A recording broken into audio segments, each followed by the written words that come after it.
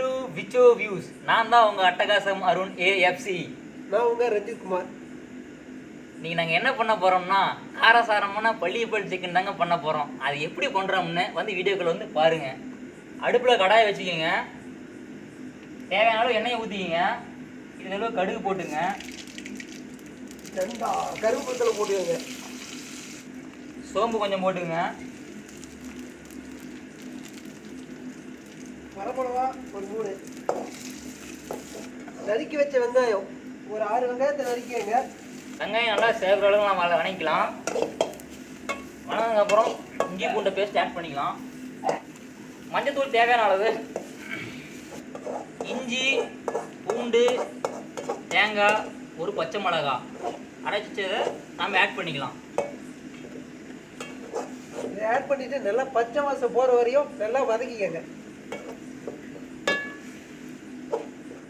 பச்சை வாசம் போனதுக்கப்புறம் நம்ம கறி ஆட் பண்ணிக்கலாம்.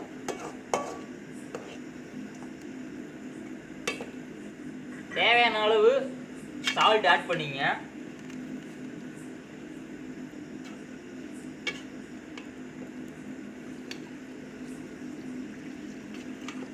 கறி வேகிறதுக்கு 1 டம்ளர் தண்ணி மட்டும் ஊற்றினா போதும். கறி வந்ததுக்கப்புறம் கடாயை பார்க்கலாம். இப்போ பார்த்தீங்கன்னா கறி கொதிக்க நேரம் இருக்குது. இன்னும் ஒரு 5 நிமிஷம் கழிச்சு நாம் அந்த கொத்தமல்லி தூளையும் கருவேப்பிலையும் ஆட் பண்ணி இறக்கிடலாம். முடிஞ்ச வரைக்கும் அடுப்பு அமையாமல் பார்த்தாங்க. இதுக்கு அத்தியாவசியமாக நெருப்பு முக்கியம் பிகிலே. இப்போ பாத்தீங்கன்னா கறி வெந்துட்டு இருக்கு.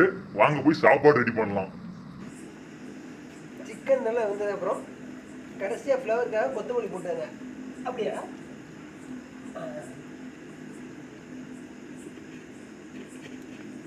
ஒரு குண்டா சோறு, மிளகு ரசம், நாம செஞ்சு வச்ச பள்ளிப்பாளையம் சிக்கன். வாங்க ருசிக்கலாம்.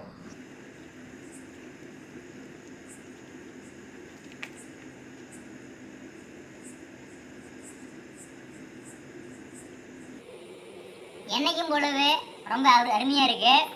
லைக் பண்ணுங்க, கமெண்ட் பண்ணுங்க, மறக்காம உங்கள் பொண்ணான கையால் சப்ஸ்கிரைப் பண்ணுங்க.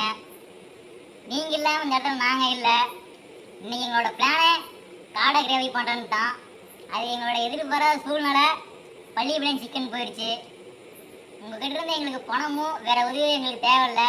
உங்களால் முடிஞ்சால் சப்போர்ட் பண்ணுங்க. உங்கள் ஆதரவே எங்களுக்கு அதுவே போதும். மறக்காமல் சப்போர்ட் பண்ணுங்க.